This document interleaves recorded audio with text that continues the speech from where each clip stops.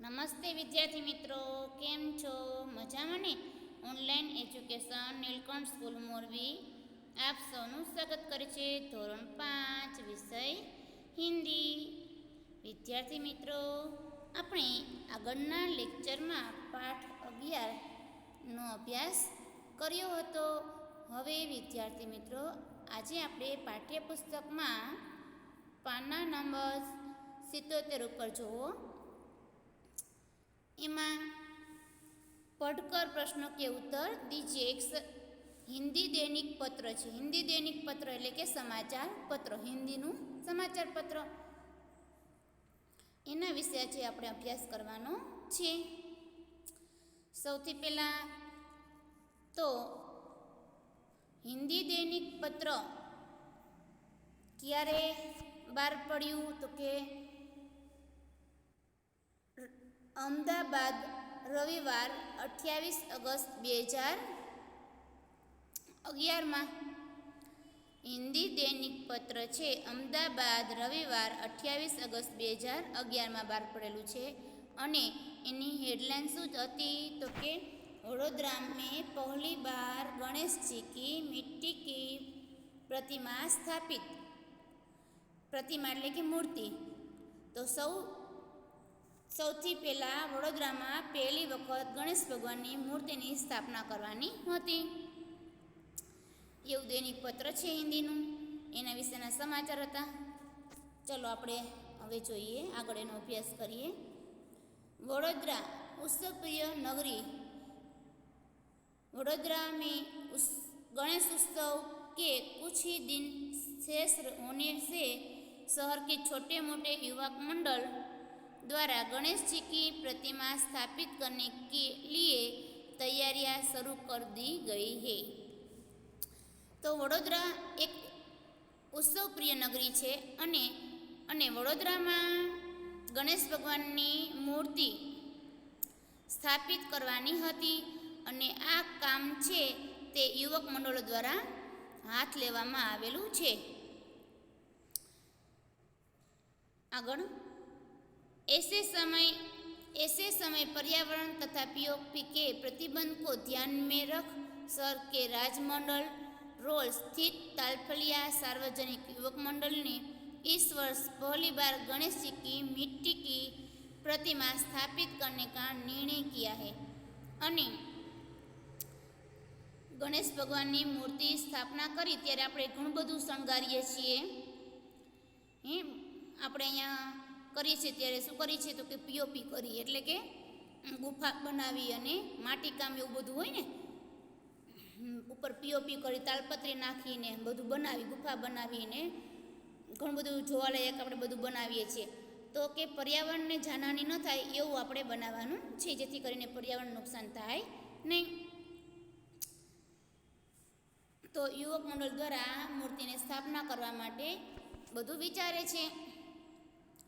इस वर्ष पहली बार गणेश जी की मिट्टी की प्रतिमा स्थापित करने का निर्णय किया है. અને પહેલી વાર ગણેશ ભગવાનની મૂર્તિ સ્થાપના કરવાનો વિચાર કરે છે. તાલફલિયા યુવક મંડળ દ્વારા પ્રથમવાર 22 फुट ऊंची तथा 800 किलो वजन की विशालकाय गणेश जी की प्रतिमा बनाने का बीड़ा उठाया. बीड़ा એટલે કે જવાબદારી. યુવક મંડળે પહેલી વાર 22 ફૂટ ઊંચી એવી ગણેશ ભગવાનની મૂર્તિ અને 800 કિલો વજનવાળી ગણેશ ભગવાનની મૂર્તિ બેસાડવાનું મોટું બિરુદ ઉપાડે છે. બીડા ઉઠાય એટલે કે જવાબદારી ઉઠાવી. प्रतिमा के निर्माण के लिए कोलकाता से विशेष मूर्तिकार तपन मंडल के कलाकारों को बुलाया गया है. એટલે કે મૂર્તિની સ્થાપના કરવા માટે વિશેષ એવા મહેમાન જેનું નામ છે તપન મંડલને બોલાવવામાં આવે છે, कलाकारों बोलावવામાં આવે છે. यह कलाकार पिछले 1.5 मास से ये शहर का मेहमान बना है. અને આ તપન મંડળ છે તે 1.5 મહિનાથી આ શહેરના મહેમાન બનેલા હતા. તથા शास्त्रों विधि के अनुसार वह गणेश जी की मिट्टी की प्रतिमा को अंतिम रूप दे रहा है. અને ગણેશ ભગવાનની મૂર્તિનું સ્થાપના કરવા માટે આવશે અને તેને અંતિમ રૂપ આપશે, એટલે કે એને બેસાડશે અને કાર્ય શરૂ કરશે. તો અહીંયા દૈનિક પત્ર છે એ પૂરું થાય છે આપણું. હવે અખબારના જે હિન્દી દૈનિક પત્ર છે આપણે જે સમજીએ એના થોડાક પ્રશ્નો છે જે આપણે જોઈશું. अखबार में छपा समाचार कब प्रसिद्ध हुआ? अखबार में छपे समाचार 28 अगस्त 2011 के दिन प्रसिद्ध हुए हैं. बीजू समाचार की हेडलाइन पढ़िए. समाचार की हेडलाइन शू थी? वडोदरा में पहली बार गणेश जी की मिट्टी की प्रतिमा स्थापित होगी. बीजो प्रश्न है समाचार किसके बारे में है? तो समाचार वडोदरा में गणेश उत्सव के लिए तैयार होने वाली गणेश जी की 22 फुट ऊंची और 800 किलो वजन की मिट्टी की प्रतिमा के बारे में है. चौथा प्रश्न है समाचार पत्र के संदर्भ में कोई 4 प्रश्न बनाकर उत्तर लिखिए. तो આપણે સમાચાર પત્ર કે સંદર્ભમાં કોઈ પણ 4 પ્રશ્ન બનાવવાના છે તે આપણે તમે તમારી રીતે બનાવી શકો છો. ન બનાવો તો આપણે સમજવાના અથવા આપણે ઘરે મમ્મી પપ્પાને કહેવાનું આમાં કેવા કેવા પ્રશ્ન બને. ચાલો આગળ. અથવા આપણે બનાવવો હોય તો પણ બની શકે કે ये किस शहर का समाचार है? तो पहला प्रश्न है ये किस शहर का समाचार है? यह वडोदरा शहर के समाचार है. पहला प्रश्न थयो. बीजो प्रश्न ये है कौन से मंडल ने गणेश जी की प्रतिमा स्थापित करने का निर्णय किया? तो के ताड़फलिया सार्वजनिक युवक मंडल ने गणेश जी की प्रतिमा स्थापित करने का निर्णय किया. बीजो प्रश्न. तीजो प्रश्न है गणेश जी की प्रतिमा किससे बनी थी? तो गणेश जी की प्रतिमा मिट्टी से बनी थी. चौथा प्रश्न है प्रतिमा निर्माण के लिए किसको बुलाया गया है? एनो आंसर है प्रतिमा निर्माण के लिए कोलकाता से विशेष मूर्तिकार को बुलाया गया है. આવી રીતે તમે પ્રશ્ન આમાંથી બનાવી શકો છો. ગમે તે 2-3 અથવા 3-4 બનાવી શકો છો. ઓકે વિદ્યાર્થી મિત્રો, આ તો ફક્ત સમજવા માટે જ છે આપણે. હવે આગળ જોઈશું આપણે प्रश्न नंबर 5 निम्नलिखित शब्दों के समानार्थी शब्द ढूंढिए. आनो समानार्थी शब्द આપણે ગોતવાનો છે. જો નગર, નગરનો સમાનાર્થી શબ્દ થાય શહર. હવે બીજું છે બડી, બડીનો સમાનાર્થી શબ્દ હશે વિશાલકાય. નગર એટલે શહેર, બડી એટલે વિશાલકાય, વિશાલકાય. ત્રીજું ગણપતિ એટલે કે ગણેશ અથવા ગજાનંદ કહો તો પણ ચાલે. ગણેશના તો ઘણા બધા નામ છે.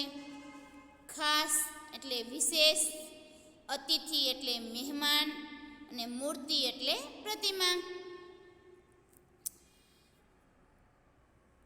હવે સ્વાધ્યાયના પ્રશ્ન છે વિદ્યાર્થી મિત્રો.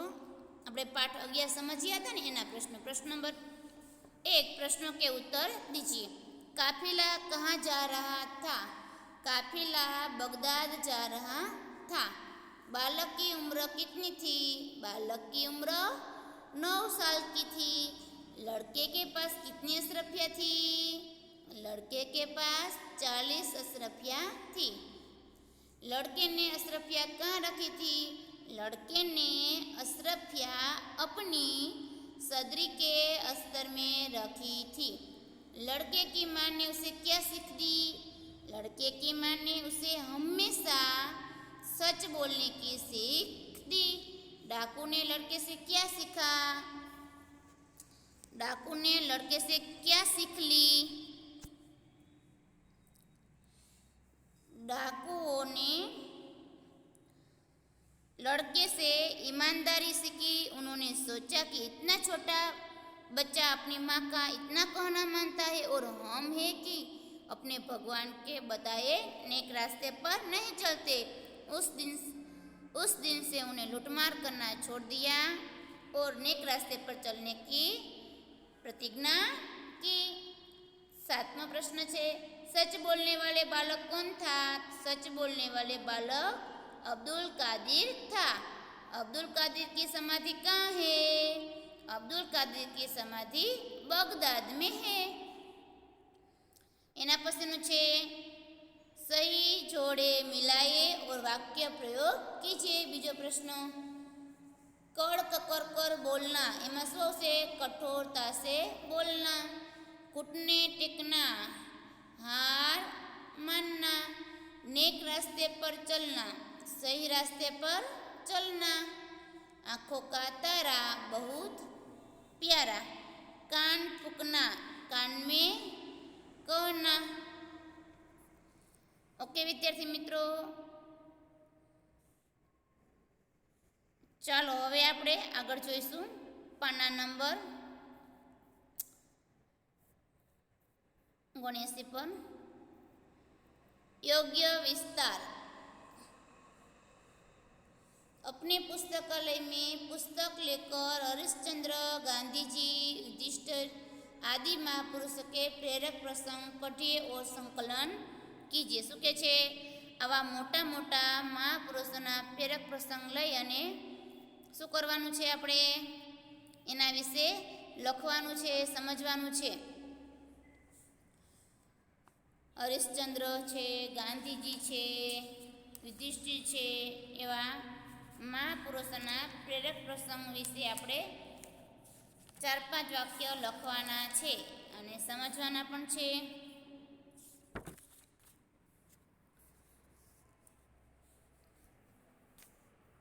सेना पसंद है शिक्षक के लिए प्रस्तुत कहानी का नाट्य रूपांतर करके कक्षा में प्रस्तुत कीजिए।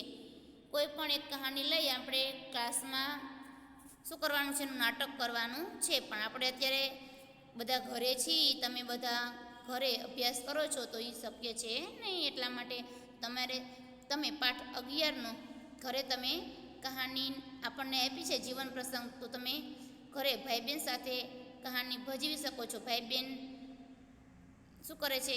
कोई एक अलग अलग पात्र लई अने नाटक तमे भजवी सको छो भाई बेन साथे, बधा भेगा मळीने, कोई मित्र साथे। तो ओके विद्यार्थी मित्रों,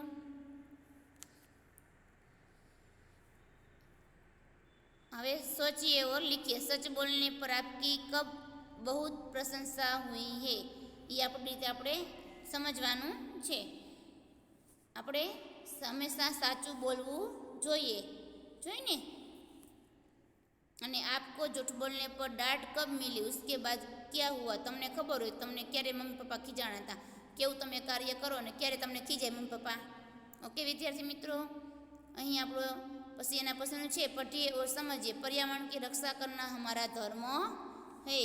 सच बोलना चाहिए, सत्य ही ईश्वर है। गांधी जी सत्य और अहिंसा के पुजारी थे। आवा अमुक आपणे शुं आपेला छे? सूत्र आपेला छे। ओके विद्यार्थी मित्रों, तो अपने अहींया पाठ 11 छे ते संपूर्ण पूरो थई जाय छे। एना स्वाध्यायना प्रश्नो कम्प्लीट थई जाय छे। आने हूँ पीडीएफ मोकलीश, ते तमारे सारा अक्षरने व्यवस्थित कम्प्लीट करी लेवानी छे स्वापोथीमां। ओके विद्यार्थी मित्रों, फरी मळीशुं नेक्स्ट लेक्चरमां। त्यां सुधी आवजो बाळ मित्रों।